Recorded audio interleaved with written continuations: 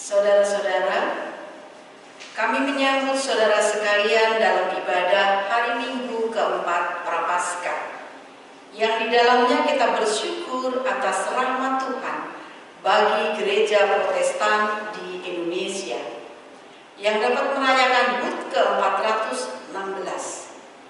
Ibadah ini akan dilayani oleh presbiter yang bertugas dengan pelayan firman Pendeta Jimmy Sormin MA, Pendeta GPIB yang ditugaskan di PGI. Gereja Protestan di Indonesia atau GPI adalah ibu dari 12 gereja bagian mandiri atau GBM yang hadir di tengah-tengah bangsa Indonesia tercinta, yakni Gereja Masai Injili di Minahasa, Gereja Protestan Maluku, Gereja Masai Injili di Timor, Gereja Protestan di Indonesia bagian Barat, Gereja Protestan Indonesia di Donggala, Gereja Protestan Indonesia di Gorontalo, Gereja Protestan di Buol Toli-Toli, Gereja Kristen Lu Banggai, Gereja Protestan Indonesia di Papua, Indonesian Evangelical Christian Church, Gereja Protestan Indonesia di Banggai Kepulauan, dan Gereja Masai Injili di Talau. Memasuki tahun 2020 hingga hari ini, di penghujung bulan kedua tahun 2021, dunia khususnya bangsa Indonesia menghadapi hari-hari yang penuh kesulitan serta pergumulan yang berat sehubungan dengan pandemi COVID-19. COVID-19 memberikan dampak yang sungguh luar biasa. Ditambah lagi berbagai bencana alam, mulai dari erupsi Gunung Sinabung, Merapi, dan Semeru, bencana gempa bumi di Sulawesi Tengah, banjir bandang dan tanah longsor di Kalimantan dan Manado. Betapa kita kehilangan banyak warga gereja kita, hamba-hamba Tuhan, orang-orang yang kita kasihi, kehilangan rumah, pekerjaan, dan masih banyak lagi. Tahun-tahun yang penuh keprihatinan bagi kita semua.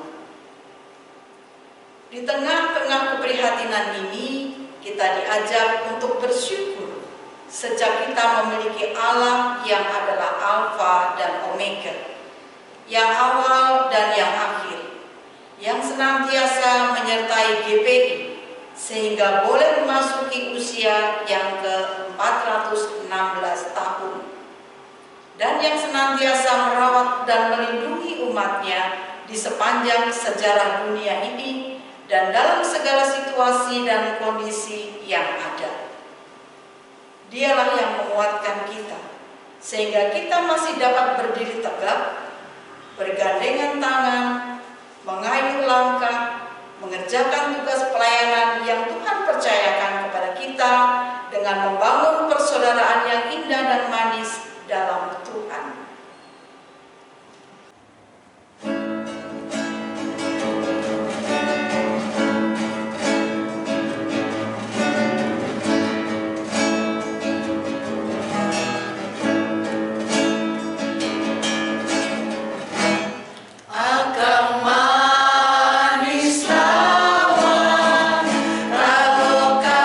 Semua sumpah kumpul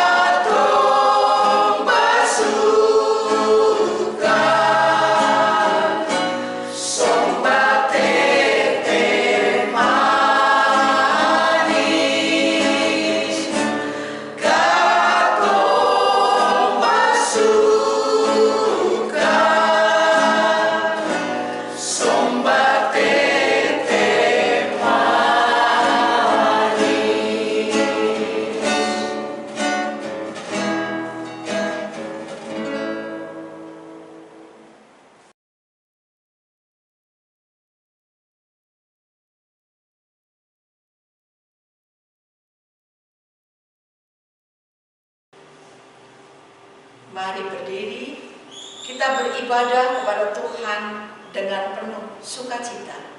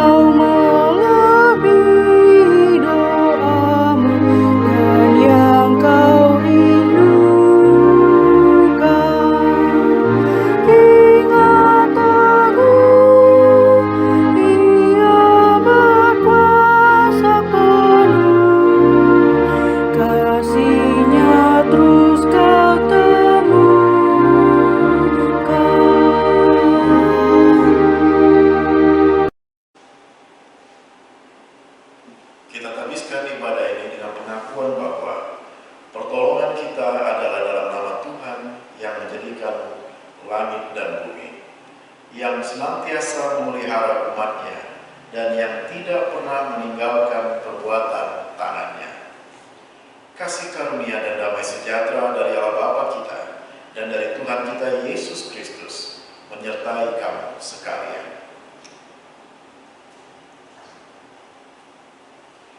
Nas pembimbing untuk ibadah ini diambil dari 2 Timotius pasalnya yang pertama ayat yang ke-8 yang berkata demikian. Jadi janganlah malu bersaksi tentang Tuhan kita, dan janganlah malu karena aku, seorang hukuman karena Dia. Melainkan ikutlah menderita bagi Injilnya oleh kekuatan Allah.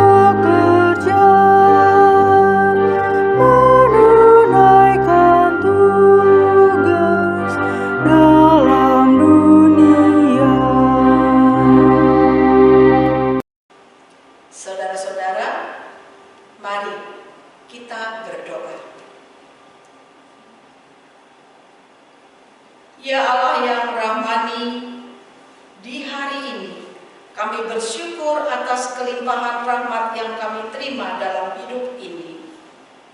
Di tengah kondisi sulit saat ini, kami mencoba menghitung berkat-berkat yang kami terima dari-Mu.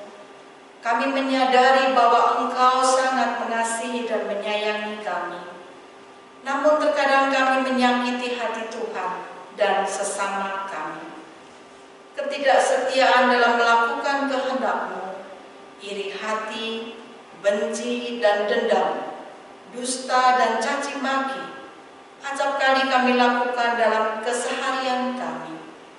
Hidup kami penuh dengan kecemaran dan kami tidak mampu menjaga kekudusan hati dan pikiran kami. Kasihanilah kami ya Tuhan.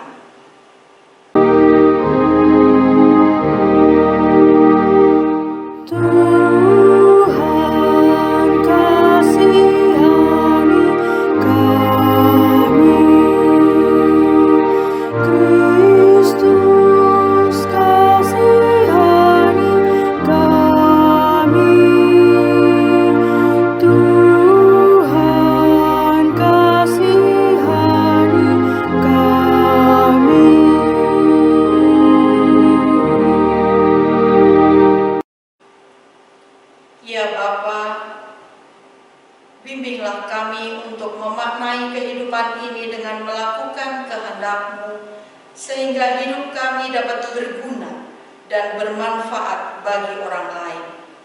Dalam nama Yesus, kami berdoa. Amin.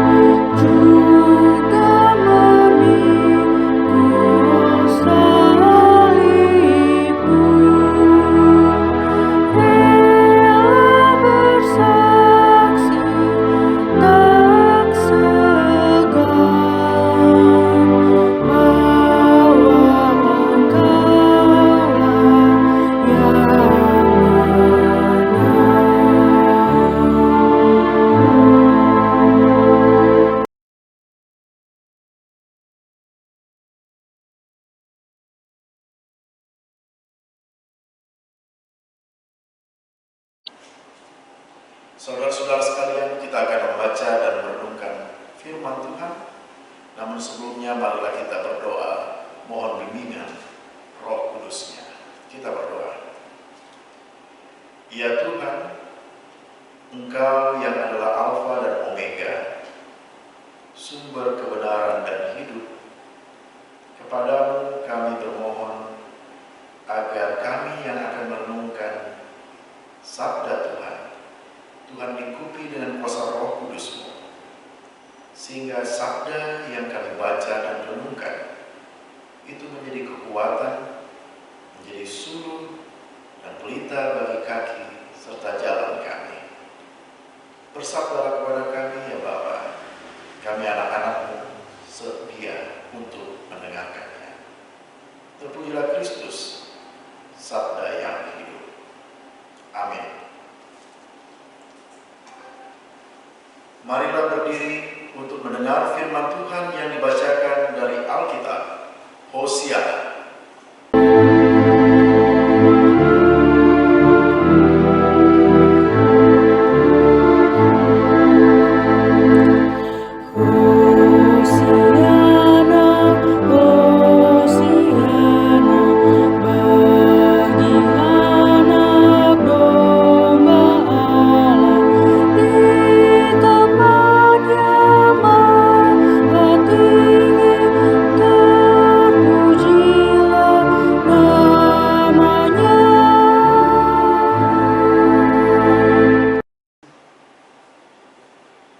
Firman Tuhan dalam Esra 1 ayat 1-5 berkata, pada tahun pertama zaman Kores, raja negeri Persia, Tuhan menggerakkan hati Kores, raja Persia itu, untuk menggenapkan firman yang diucapkan oleh Yeremia, sehingga disiarkan di seluruh kerajaan Kores secara lisan dan tulisan pengumuman ini.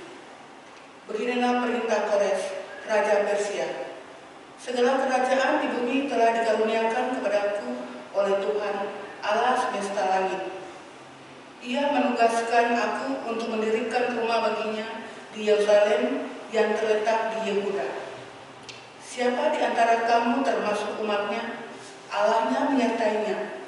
Biarlah ia berangkat pulang ke Yerusalem yang terletak di Yehuda dan mendirikan rumah Tuhan, Allah Israel, yakni Allah yang diam di Yerusalem. Dan setiap orang yang tertinggal di manapun ia ada sebagai pendatang, harus disokong oleh penduduk setempat dengan perak dan emas, harta benda dan ternak, di samping persembahan sukarela bagi rumah Allah yang ada di Yerusalem. Maka berkemaslah kepala-kepala kaum keluarga, orang Yehuda dan orang Benyamin, serta para imam dan orang-orang Lewi, yakni setiap orang yang hatinya digerakkan Allah untuk berangkat pulang dan mendirikan rumah Tuhan yang ada di Yerusalem. Demikian firman Tuhan. Hendaklah firman Tuhan dengan segala kekayaannya diam di dalam kamu, dan ucaplah syukur kepada Allah.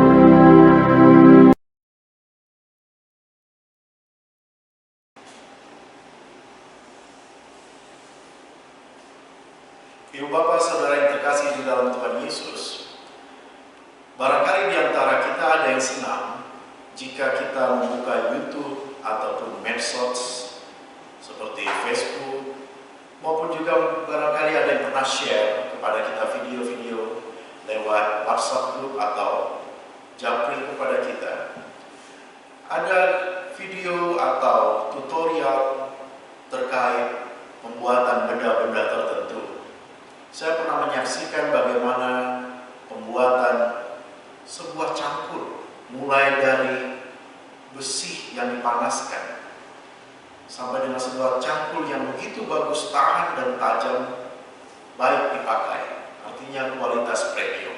Demikian juga pembuatan sebuah pisau yang luar biasa. Ternyata jika ingin mendapatkan pisau yang sungguh tajam, tahan lama, kuat, itu membutuhkan proses-proses yang tidak mudah.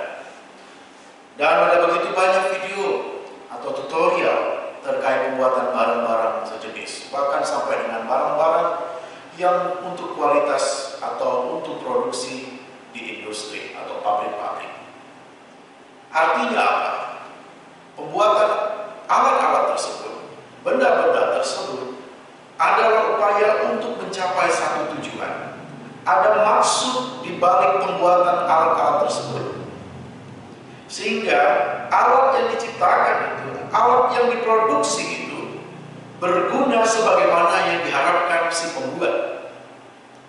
Ia boleh bermanfaat, ia boleh menjadi sesuatu yang betul-betul menciptakan sesuatu yang lain, yang berkualitas, yang sesuai dengan harapan oleh si pembuat atau pengguna alat tersebut.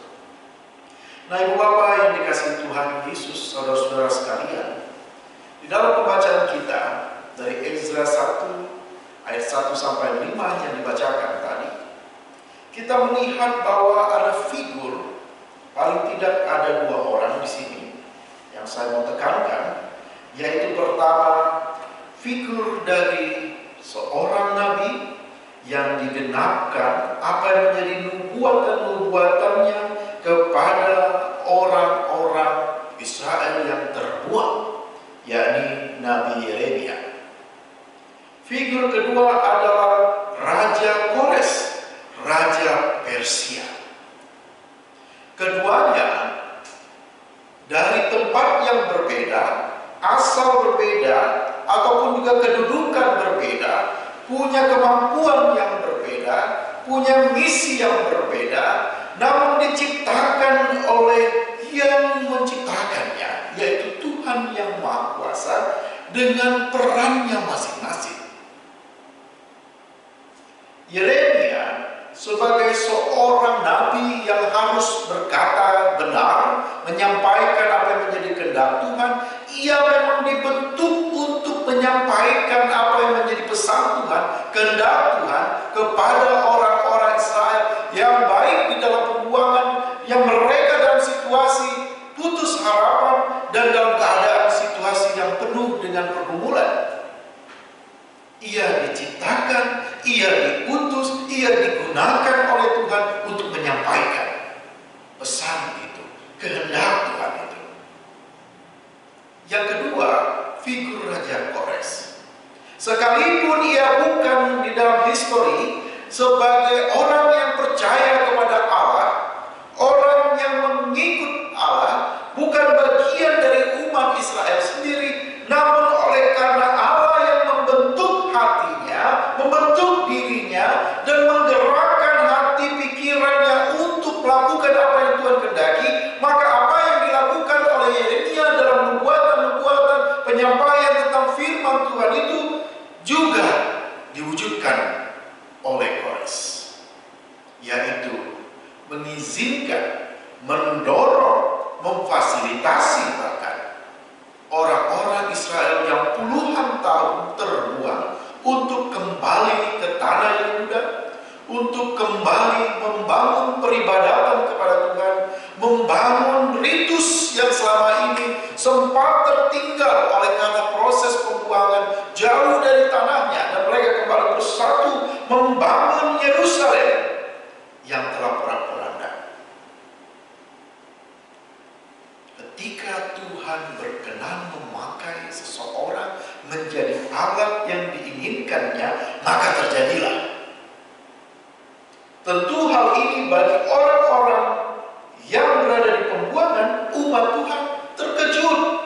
Selama puluhan tahun berganti pemerintah, berganti penguasa, kok tiba-tiba, orang Jawa bilang delala, Allah bekerja melalui figur orang yang bukan Israel, bukan umat Tuhan sebelumnya, menjadi orang yang melakukan kehendak Tuhan, memberikan kesempatan agar mereka dapat kembali beribadah kepada Allah. Apa yang mau dikatakan di sini, Ibu Bapak dan Saudara? Bahwa pertama, setiap alat, jika kita mengamini bahwa kita adalah alat di tangan Tuhan, adalah sesuatu yang dibentuk sesuai dengan rancangannya, maka alat tersebut, pribadi Yeremia, pribadi seorang Kores, bahkan diri kita, saya dan Bapak Ibu Saudara sekalian, dibentuk sesuai dengan fungsinya, dibentuk sesuai dengan tujuan Allah. Ada misi Tuhan di dalam diri kita pribadi lepas pribadi. Demikian apa yang menjadi misi Tuhan terhadap dua figur tadi. Namun akan menjadi masalah jika kita sebagai alat di tangan Tuhan, namun kita tidak mengenal apa fungsi kita, apa kegunaan kita, untuk apa kita diciptakan, dan apa yang menjadi kehendak Tuhan melalui diri kita. Ini menjadi persoalan yang paling mendasar. Ketika kita mengaku sebagai anak-anak Tuhan yang adalah alat di tangan Tuhan, pakailah aku seturut kehendak-Mu ya Bapa. Dalam banyak pujian, dalam banyak bacaan demikian. Maka yang perlu kita ketahui lebih dahulu adalah mengenal apa maksud Tuhan di dalam diri kita. Mengapa kita diciptakan? Mengapa Tuhan memberikan aku kesempatan untuk mengalami ini dan itu? Mengalami penderitaan sebagaimana orang-orang Israel yang terbuang, mengalami sukacita sebagaimana orang-orang yang berjaya oleh karena pemerintahan-pemerintahan yang semakin melebarkan kekuasaannya, dan oleh karena sebab-sebab lainnya. Mengapa Tuhan? Mengapa aku dilahirkan di dunia ini? Oleh karenanya kita butuh waktu terus untuk semakin dekat dengan Tuhan, agar mengenal apa yang menjadi misi Tuhan dalam diri kita. Dan ketika mengenalnya, kita akan dapat berfungsi sebagai alat yang mana Tuhan kehendaki. Yang kedua, sebagai alat, yaitu alat Tuhan. Ketika Tuhan ingin gunakan sebagaimana yang Ia inginkan, kita diciptakan untuk seperti ini. Misalnya saja seperti pisau. Pisau diciptakan untuk memotong. Tapi janganlah pisau itu bukan dipakai sesuai dengan kehendak yang memakainya atau membuatnya. dipakai untuk melempar, pisau dipakai untuk alat bangunan, pisau dipakai untuk alat penerangan, tentu bukan pada fungsinya. Atau pisau digunakan untuk hal yang tidak sebagaimana mestinya, perbuatan-perbuatan buruk dan seterusnya. Alat yang dimaksud di sini yang kedua ini adalah ketika yang menciptakannya, yaitu Tuhan Allah kita, menciptakan kita sebagai alat di tangannya, maka setialah pada kehendak yang menciptakan itu. Maka turutilah apa yang Tuhan kehendaki. Ketika kita memang betul menyerahkan diri kita kepada tangannya atau di dalam tangannya, maka ikutilah, patuhilah akan gerakan-gerakan, akan perintah-perintahnya, akan maksudnya memakai kita. Karena ada banyak yang berkata, Tuhan, aku akan menurut kehendak-Mu, aku akan patuh padamu. Namun ketika Tuhan berkata, lakukan ini, kita menundanya, bahkan kita melupakannya, atau sebaliknya kita melawannya yang lebih buruk lagi. Sebagai alatnya, lakukanlah, ikutilah, berserahlah pada kehendak yang menciptakan kita dan yang mengatur kita. Yang ketiga, bahwa untuk kita boleh menjadi alat-alat yang berguna, bermanfaat, selain mengenali fungsi kita tadi, dianggap tadi, mengenali maksud Tuhan dalam hidup kita, adalah kita butuh waktu juga untuk diri kita dibaharui oleh Tuhan. Ada alat yang memang bentuknya mungkin sudah rusak dan perlu dipermak. Ada alat yang mungkin sudah sulit untuk digunakan karena sudah aus, sudah berkarat, atau sudah malfungsi bahkan. Dan ketika Tuhan ingin mengubah kita, ketika Tuhan ingin membalikkan keadaan, memperbarui diri kita, maka serahkanlah, patuhilah, ikutilah apa yang menjadi ritme Tuhan, kehendak Tuhan untuk kita terbentuk lebih baik lagi. Seorang Kores, hatinya diubahkan, hatinya digerakkan untuk menjadi salah satu atau figur yang turut mengantarkan umat Allah berubah kehidupannya menjadi lebih baik. Oleh karena apa? Hatinya digerakkan, hatinya diubah oleh Tuhan. Dan ini adalah kesempatan bagi kita yang mungkin selama ini jauh dari Tuhan, melupakan Tuhan, meragukan Tuhan, atau berbalik dari Tuhan. Serahkanlah dirimu untuk Tuhan perbarui. Ada banyak cara Tuhan untuk membentuk kita lebih baik lagi. Oleh karena sebagai alat mungkin pernah rusak, mungkin pernah kabur, mungkin pernah berkarat, mungkin pernah tidak mampu atau tidak berfungsi lagi. Dan di dalam proses pembentukan perbaikan itu terkadang menyakitkan. Harus diasah, harus diamplas, harus dibersihkan dengan cairan khusus, harus dibentuk dengan cara-cara yang mungkin keras. Tapi jika kita menurutinya, mengikuti ritme Tuhan itu, sebagaimana Kores juga yang mau hatinya dengan sukarela dipakai untuk pekerjaan Tuhan, maka perubahan dari dalam itu akan memberikan satu manfaat atau dampak atau perubahan yang besar di sekitar kita. Perubahan itu yang lebih efektif, yang lebih bermanfaat, yang lebih betul-betul berdampak adalah dimulai dari dalam diri kita, dari hati yang mau berubah. Dan yang terakhir, bahwa sebagai alat Tuhan, Tuhan bisa pakai siapa saja. Mau kita ini pelayan Tuhan yang sudah teradministrasi di gereja sebagai pelayan, mau kita hanya sebagai ibu rumah tangga, mau kita sebagai orang-orang yang mungkin di hari-hari dianggap orang seperti orang biasa, atau dianggap orang tidak ada bedanya dengan orang lain dan seterusnya. Tapi ketika Tuhan berkehendak memakai kita, tidak ada yang bisa menghalangi Kecuali apa? Diri kita sendiri yang tidak mau dibentuk, dipakai olehnya. Sekalipun rubah-rubah dunia ini berubah, mengancam, menantang kita, namun jika Tuhan berkehendak dan kita mau dipakai untuk menjadi alatnya, tidak ada yang tidak mungkin, tidak ada yang mustahil bagi Allah untuk kita bisa menjadi pribadi yang menjadi berkat, pribadi yang betul-betul menjadi pekerja Tuhan dalam begitu banyak identitas tanggung jawab yang kita emban. Ibu bapak, saudara-saudara yang terkasih dalam Tuhan Yesus, masa-masa pandemi ini adalah masa-masa yang pelik bagi kita.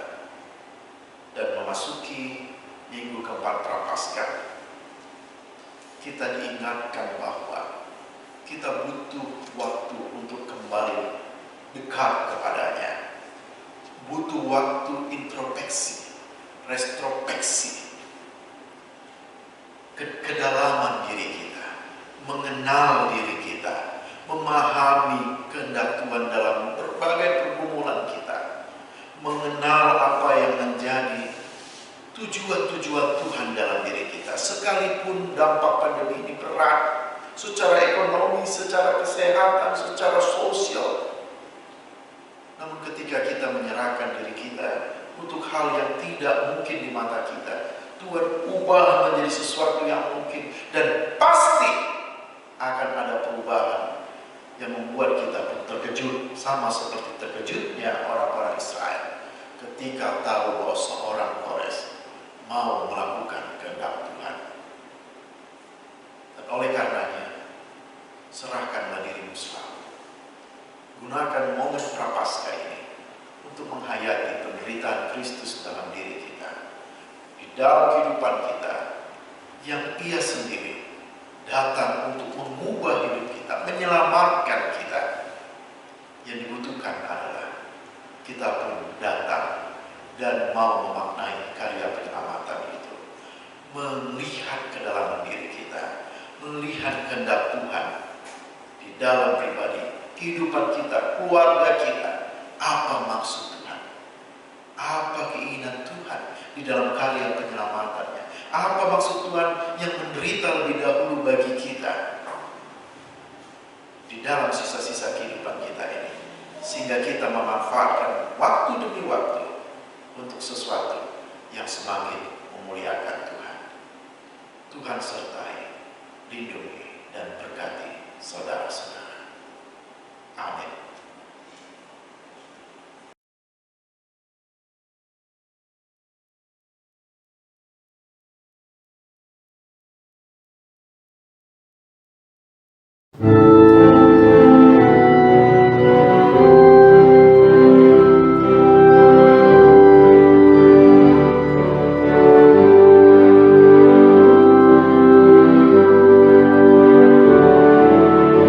Di jalan hidup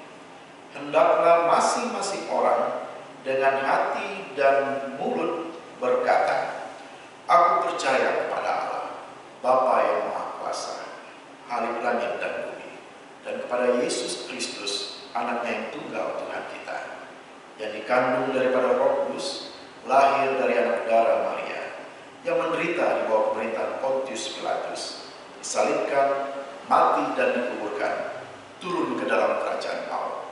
Pada hari yang ketiga, bangkit pula dari antara orang mati, naik ke sorga, duduk di sebelah kanan Allah, Bapa yang Maha Kuasa, dan akan datang dari sana untuk menghakimi orang yang hidup dan yang mati. Aku percaya pada Roh Kudus, gereja yang kudus dan am, persekutuan orang kudus, pengampunan dosa, kebangkitan daging, dan hidup yang kekal.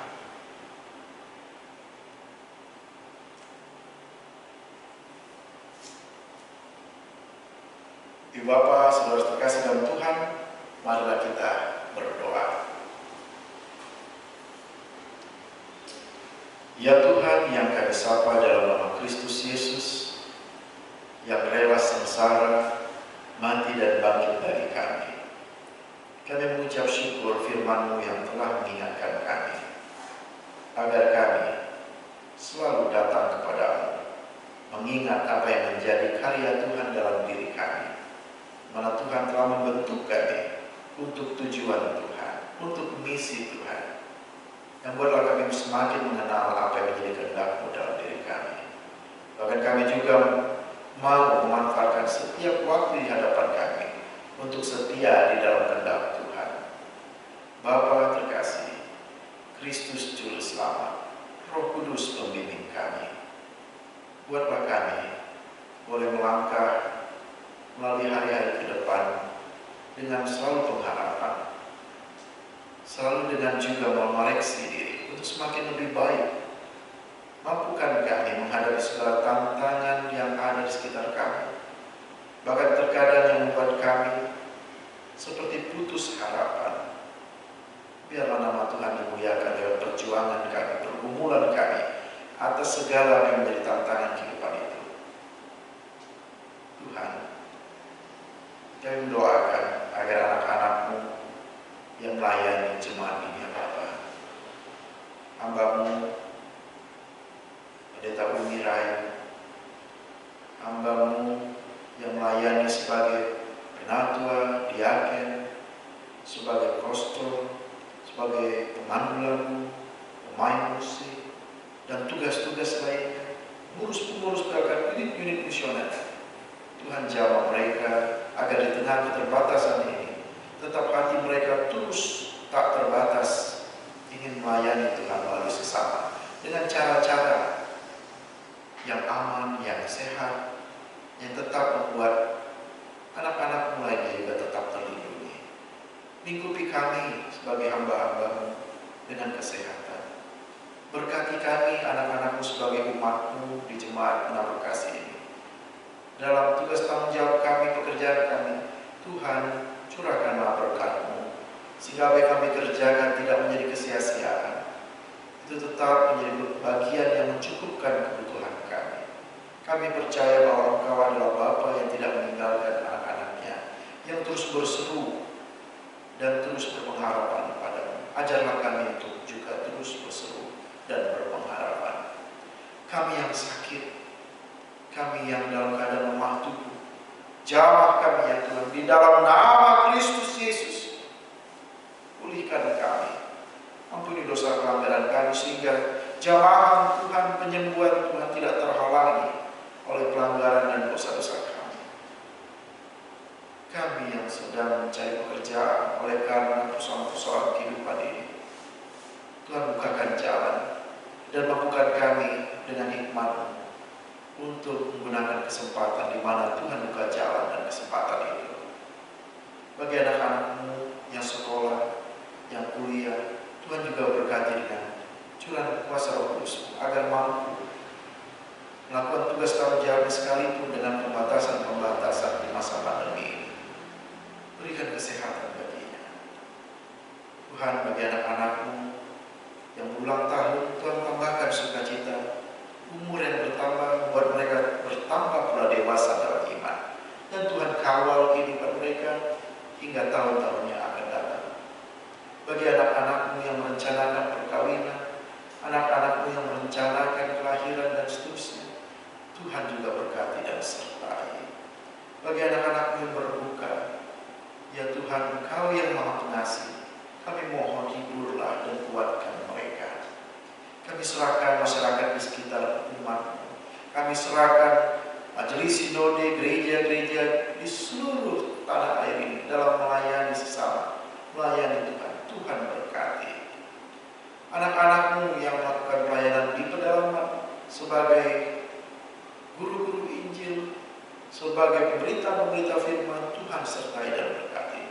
Bahkan juga memimpin bangsa kami tingkatan tertinggi sampai terendah, Tuhan juga pakai, terutama di dalam menghadapi krisis oleh karena pandemi COVID-19 ini dan dampak-dampaknya. Tuhan pakai mereka agar semuanya boleh bekerja seturut kehendak-Mu dan proses pandemi ini boleh segera berakhir. Dan nama Tuhan dimuliakan atas segala apa yang menjadi pergumulan dan harapan kami atas situasi saat ini. Tuhan, pada akhirnya kami serahkan hidup dan kehidupan kami hanya dalam tangan pengasihan-Mu. Peliharalah kami dalam Yesus Kristus Tuhan kami yang telah mengajar kami berdoa.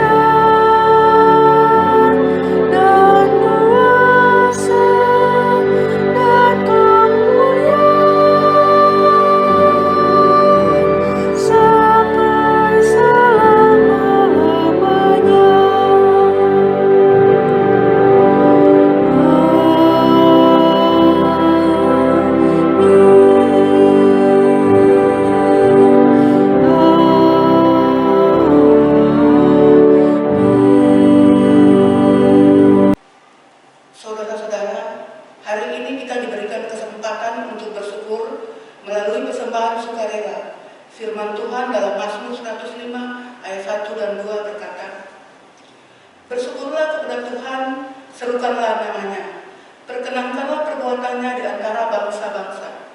Bernyanyilah baginya, bermazmurlah baginya, percakapkanlah segala perbuatannya yang ajaib.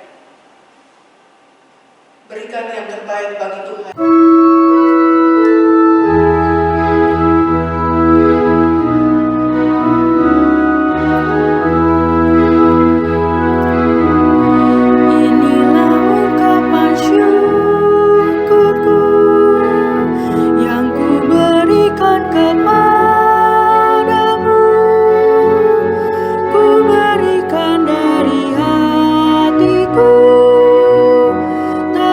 Terimalah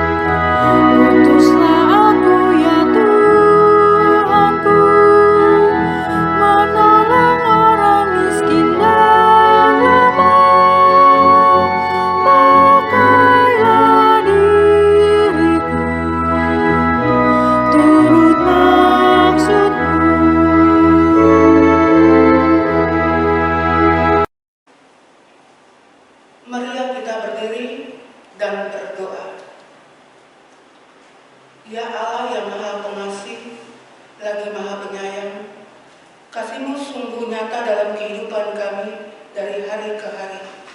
Kesetiaan-Mu tak pernah lekang dari hadapan kami, khususnya ketika Engkau berkenan menyertai perjalanan ibu dari gereja kami, yakni Gereja Protestan di Indonesia, yang mendapat kasih karunia-Mu berupa pertambahan 1 tahun usia, sehingga memasuki usia 416 tahun. Kami persembahkan syukur kami ini kepada-Mu. Terimalah dan kuduskanlah untuk pekerjaan memuliakan nama-Mu. Dalam nama Yesus Kristus kami berdoa. Amin.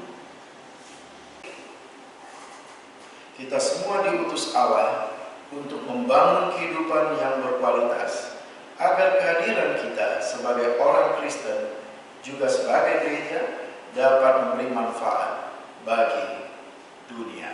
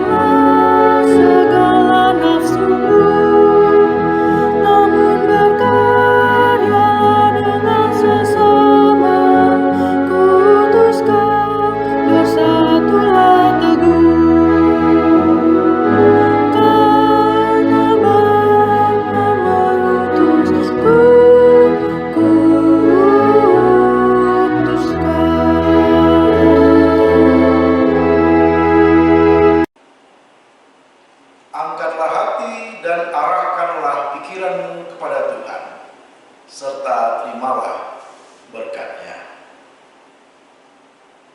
Tuhan memberkati engkau dan melindungi engkau. Tuhan menyinari engkau dengan wajah-Nya dan memberi engkau kasih karunia. Tuhan menghadap